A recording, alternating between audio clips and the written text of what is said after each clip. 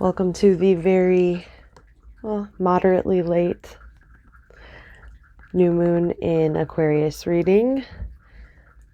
Finally pulled some cards, finally have the energy to do something. And this is what we got. We've got the cafe card, create sacred space, Four of Pentacles, earth element, and hyena. I know I've pulled hyena before many times. It's interesting that this energy keeps coming up. So I will start with Four of Pentacles. How about that? The Four of Pentacles, again, minor arcana. I like to think of the 1 through 10 as a arc of a story from beginning to end, and then moving into the next story, because all ends are beginnings, all beginnings are ends, something. So it's constant motion, and that's kind of what I like to think of the minor arcana is constant motion in our life and waves of different things that we go through. But if you think of a 4, that's still on the beginning end of the spectrum of the 1 through 10. But it's getting towards this 5 chaos problem and solution point. But the Four of Pentacles, I like her image of it. It's usually depicted as like somebody over a chest of pentacles and kind of hoarding them. And I think about that as like hoarding your energy. Sometimes you need to do that to protect yourself and protect your energy. And sometimes you need to relinquish some of that and let go of all of the hoarding that you might be doing of material comforts that aren't actually of service to you. So this card is always kind of a weighing in point of what end of that spectrum are you on. Do you need to pull back your energy? Or do you need to release some energy or release some physicality that is going to help you move your own internal energy? And so her card with the pentacles all connected by these belts, it's like a machine, and all of this needs to be well oiled and moving at the same pace in order for the whole thing to flow correctly. And so this really resonates with me with this season. And I also just want to continually point out that the season's changing. Like, everybody experiences seasons changing, though the seasons look different depending on where you at, what hemisphere, what part of the world you're at. There's so many factors, but regardless, there are changes that happen because everything is changing in the world and cycles happen. So this is calling to, how are you keeping your machine as well oiled as possible? How are you mitigating your energy functionally so that you are not constantly in a state of overwhelm? And I'm saying this to myself, because I noticed that I worked really hard for a couple of days and then immediately my body wanted to get sick. And I can't live that perpetual cycle of scarcity, work hard, get sick, scarcity, work hard, get sick. It's not productive for me or for anybody else. So how do we mitigate our energy? Because now I'm starting to feel better, and that's because I chose to really sleep as much as possible. I gargled salt water. I drank my tea. I did the steams, I did what I could do with what I had in order to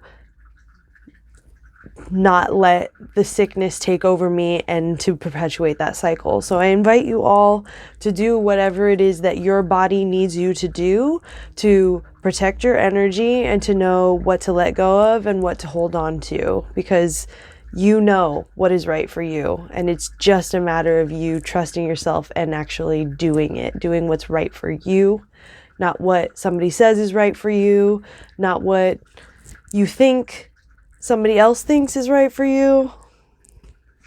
Again, speaking to myself mostly, but maybe to you too. Cafe. Create sacred space.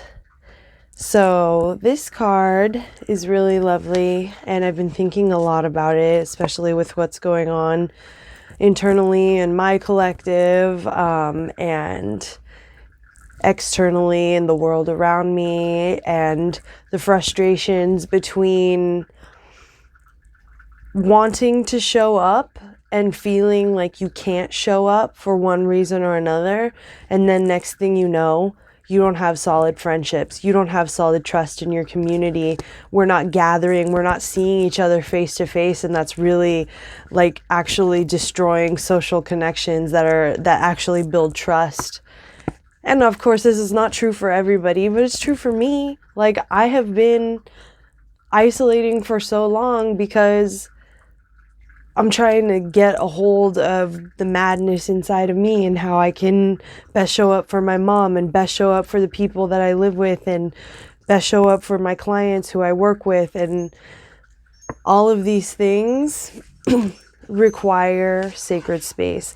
And so this is a brown card, so it's mostly focused on earth and our connection to our grounding in earth and our connection to the abundance and the energy that earth wants to give us. And I think of, so we think of cafe, we think of literal cafes, coffee, the gathering points of people where people share ideas and make acquaintance with each other and see each other on a consistent basis. And that's how we really like actually build community. What I witness is the people who continually show face and continually show that they care about each other and that they're willing to empathize with each other and they're willing to work with each other and be respectful of each other.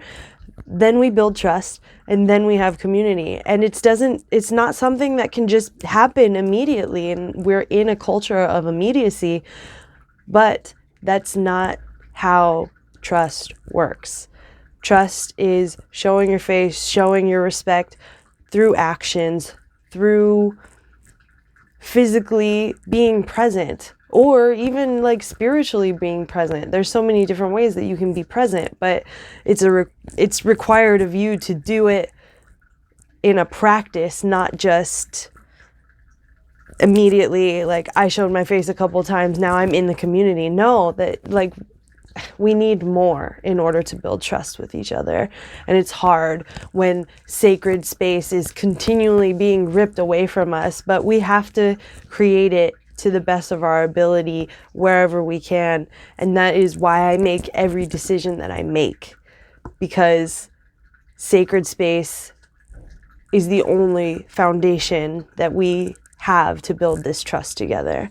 So I hope that you really are thinking about that now. Like, how are you creating not only sacred space for collective communion, but sacred space for yourself to exist in, so that you can replenish in the way that is necessary in order to deal with the bullshit. Last, the hyena card. So it's the hyenas, they're nocturnal, so we're thinking subconscious, we're thinking our subconscious is like what we're mostly running on. Like, we're only consciously functioning a very small percentage of our brain right now. And so you have to think about like what's happening subconsciously. Why are you making the choices that you make? What are the autopilots that you go on? And how are they benefiting you or not benefiting you? The hyena really wants you to take a look at that. Hyena also wants you to have some levity in the situation. Like, can you laugh at all? Again, asking myself, like, can I have some joy, some back and forth, some exciting conversations, some laughing amongst friends?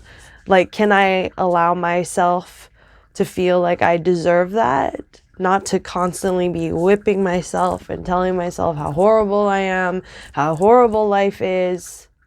Because it is. But also, it's other things.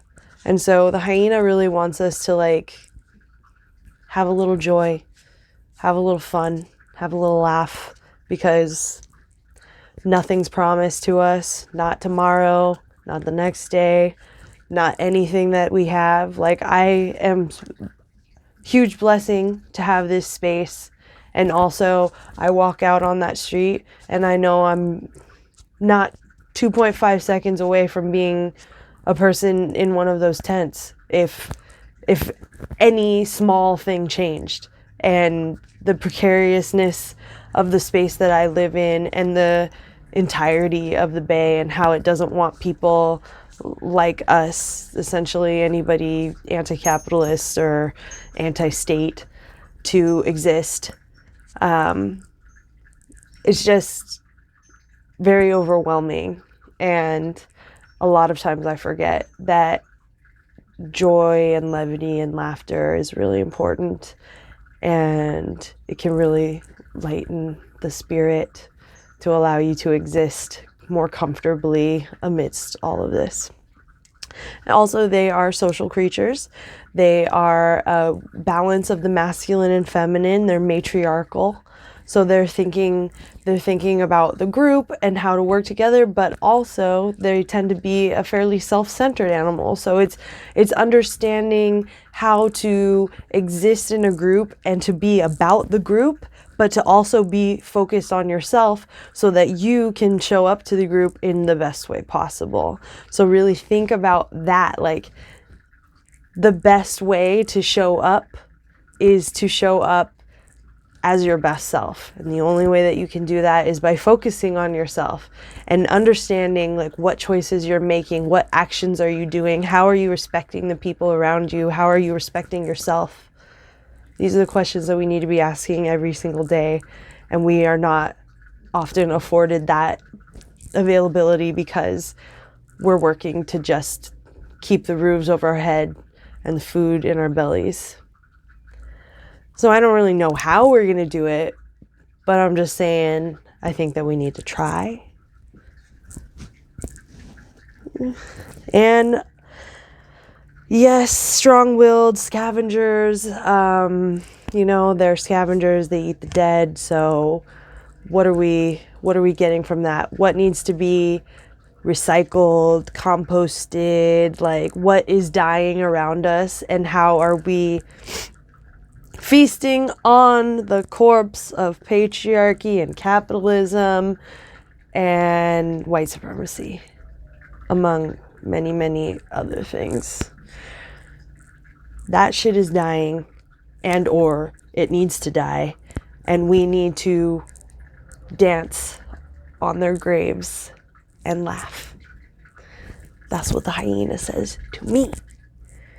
So happy new moon, even though it was a couple days ago. Riding that energy until I come back with the first quarter moon video. So I'll see you next time.